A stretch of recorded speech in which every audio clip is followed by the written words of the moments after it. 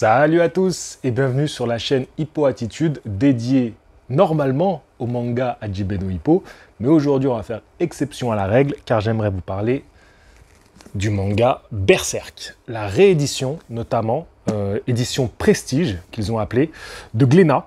Donc voilà, Berserk est une œuvre de Kentaro Miura, excusez-moi, Kentaro Miura qui nous a quittés il n'y a pas si longtemps alors que son œuvre Berserk est encore en cours. Et donc j'aimerais réagir déjà voilà, à cette édition, à cette réédition, le premier tome que je me suis acheté. Alors, premier tome qui coûte 25 €. 25 €, vu l'édition que j'ai dans les mains, vous voyez, elle est balèze, elle est vraiment conséquente. C'est lourd, je peux assommer quelqu'un avec ça. Pour faire une petite comparaison, voilà la dernière œuvre de Kentaro, donc le 41. J'ai aussi le 42, mais le 42 est dessiné par Kuji Mori, d'accord, qui a pris la relève après la mort de son ami Kentaro. Donc ça, c'est le dernier fait par l'auteur. Donc vous voyez la différence conséquente de taille et même en termes d'épaisseur, voilà, on n'est pas du tout dans la même chose.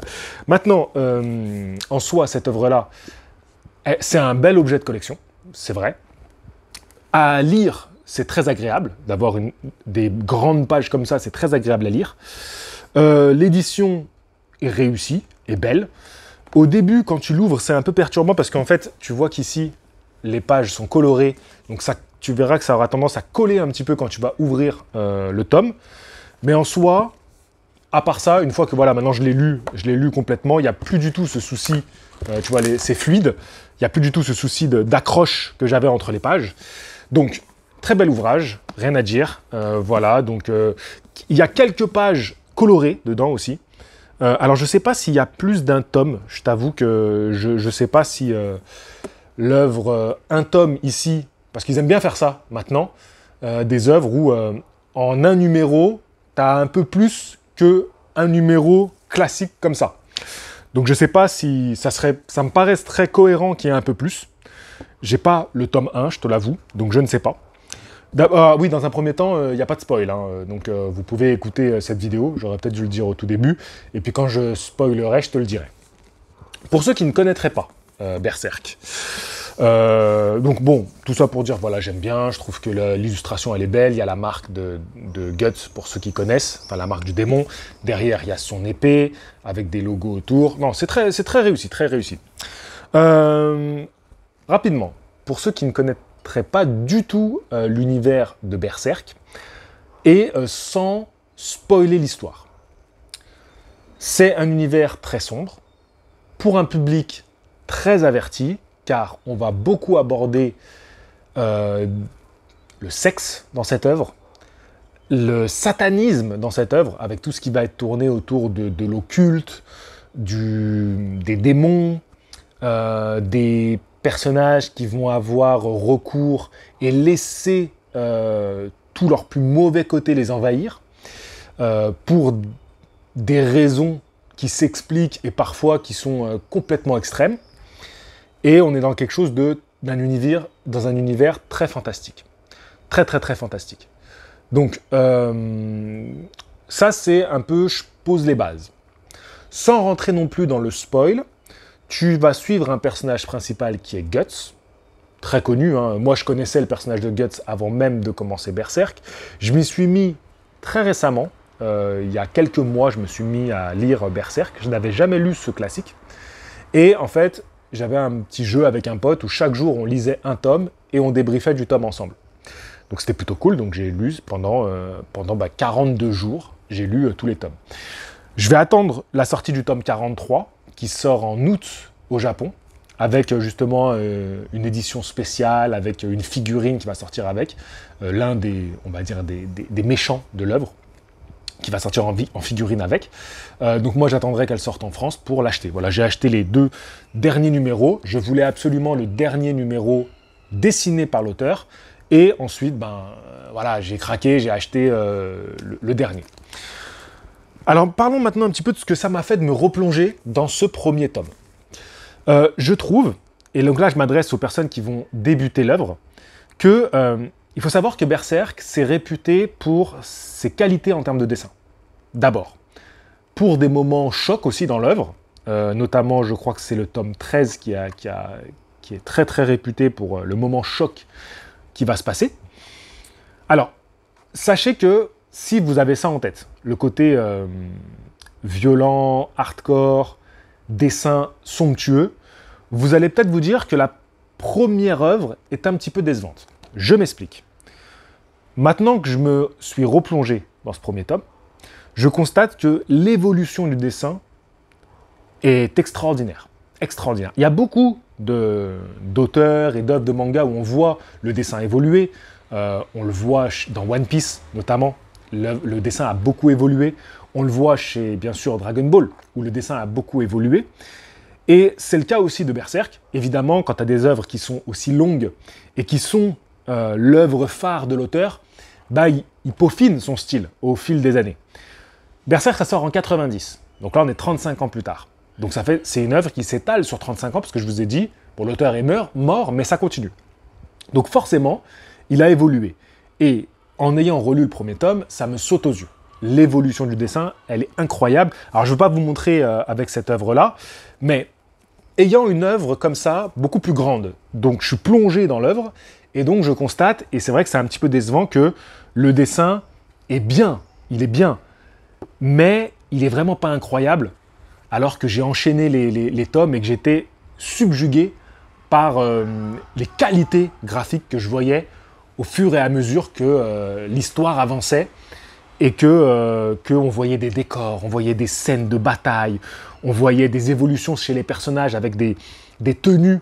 Je veux pas trop spoiler pour ceux qui vont débuter l'œuvre, mais des tenues qui vont venir s'ajouter au personnage principal. Et franchement, c'est extraordinaire. Vraiment, le mot, c'est extraordinaire. Des personnages, un univers féerique, fantastique, etc.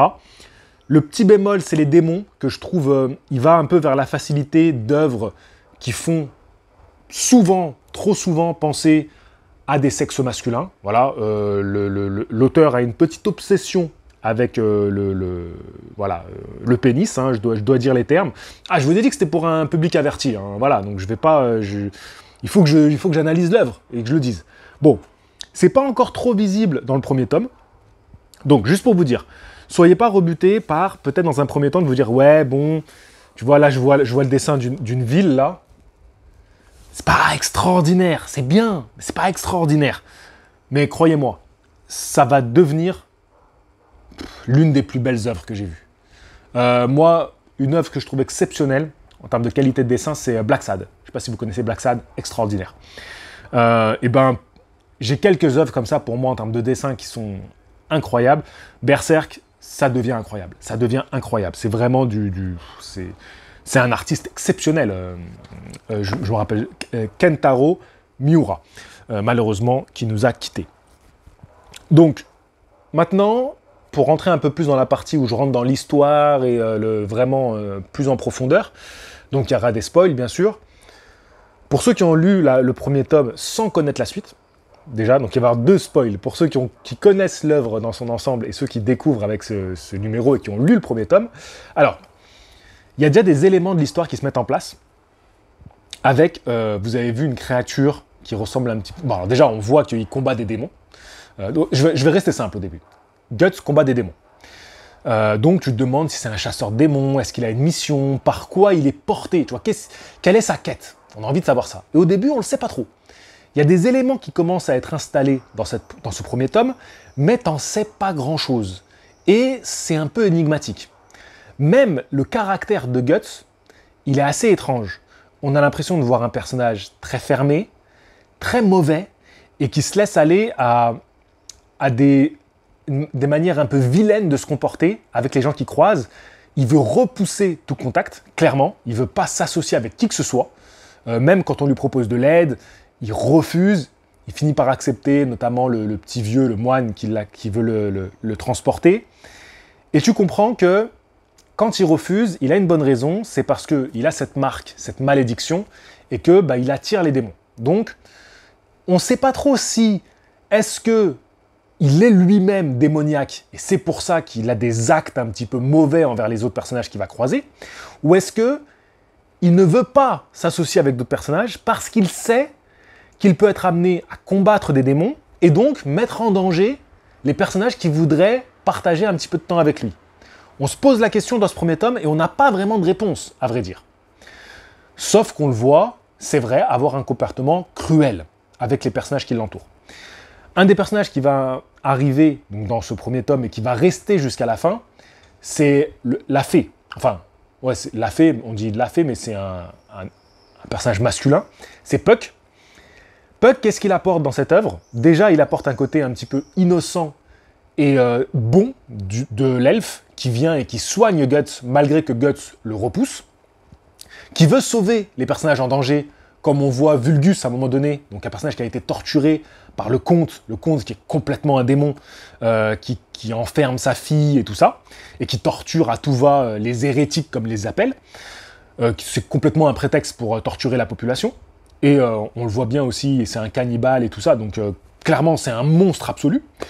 Et Puck, lui, donc le petit elfe, il a des actes de pure bonté, donc il apporte, quand on découvre le personnage de Guts qui semble tout simplement mauvais, on a un équilibre avec le personnage de Puck qui, lui, a bon cœur, qui, lui, est innocent, qui, lui, est gentil.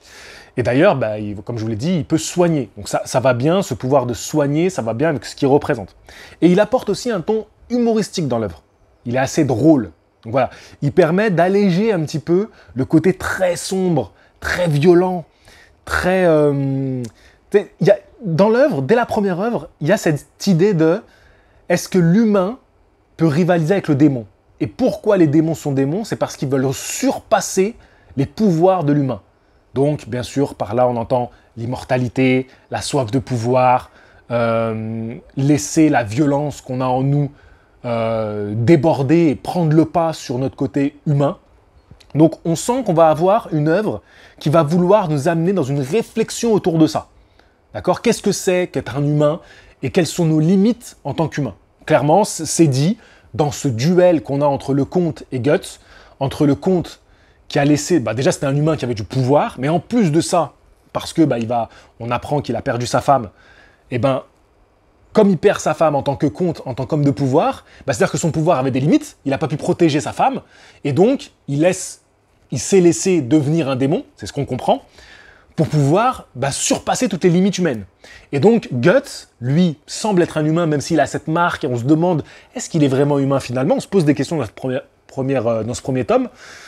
Tu sens que la réflexion de l'œuvre va être autour de ça. Donc dualité entre humain et quelles sont les limites de l'humanité. Voilà.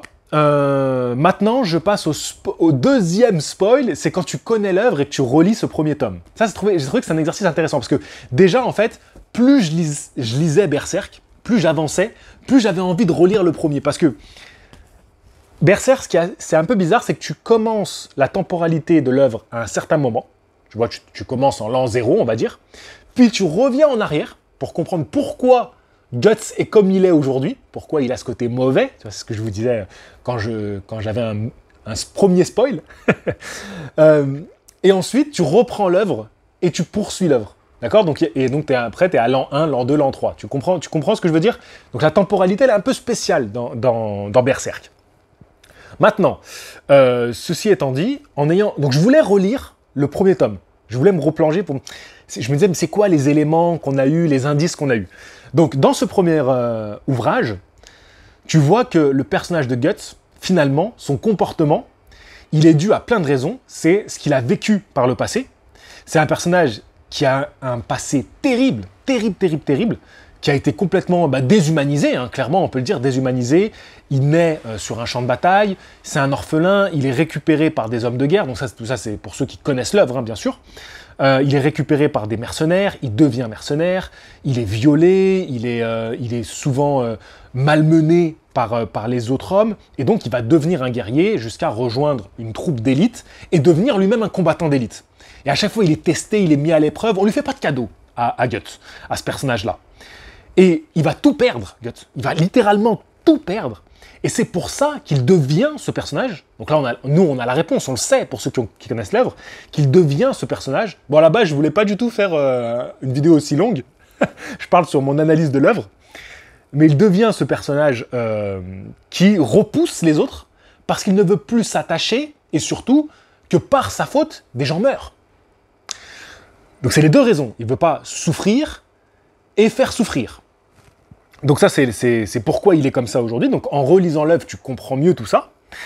Et il y a des éléments aussi qu'on réapprend à découvrir, notamment ce personnage, ce nourrisson démoniaque qui le suit et qui le hante. Parce que ce nourrisson démoniaque, on a l'impression que c'est quelque chose qu'on ne sait pas s'il est vraiment réel, il apparaît, il disparaît, et il change de forme parfois quand il prend le visage de Vulgus, qu'il a refusé d'aider, qui a été décapité. Et donc quand il prend son visage, tu te dis, est-ce que ce nourrisson démoniaque, ce n'est pas quelque chose, la conscience de Guts qui le hanterait? Qu'est-ce que ça représente? Nous, on le sait après par la suite. Et donc là, déjà, on a des pistes dès le premier tome. On a un peu des éléments comme ça qui se mettent en place. C'est très intéressant. Voilà. Non, je pense que j'ai fait le tour sur tout ce que je voulais dire. J'aimerais bien faire une vidéo un peu de ce que j'ai pensé de l'œuvre de Guts dans son ensemble. Dites-moi si ça vous intéresse. Je verrai selon voilà, les retours sous cette vidéo qui était axée juste sur donc, ce premier ouvrage. Vraiment, un bel ouvrage. 25 €, ça les vaut. Ça les vaut. Non, franchement, il est bien. Il vaut le coup. Très clairement, si je devais en choisir qu'un, j'aurais pas acheté le premier dans cet ouvrage. J'aurais plutôt acheté le premier dans cette version-là. Tu vois, parce que je suis pas non plus collectionneur de fou à quoi que ce soit. Mais j'aurais plutôt acheté soit un peu plus tard. Tu vois, quand Guts va voir sa troupe d'élite, la troupe du Faucon, et qu'à ce moment-là, il va du coup... les aventures qu'ils vont vivre à ce moment-là, moi, c'est peut-être l'arc que je préfère. Et j'aurais aimé avoir cette édition-là, de ces œuvres-là, où j'aurais pu du coup me plonger dans les dessins, me plonger complètement dans l'œuvre et me régaler quoi avec un si bel ouvrage. Parce que je t'avoue que j'ai pas les moyens d'acheter toute la collection de cette œuvre. J'ai voulu acheter le premier, je me suis fait un petit kiff, je me suis fait un petit cadeau. Et donc je me suis dit, bah allez, je vous fais un petit retour sur ce très bel ouvrage en vidéo. Sur ce, je vous dis à la prochaine vidéo qui sera très certainement une review des derniers chapitres de Hajime no Ippo. Bye bye.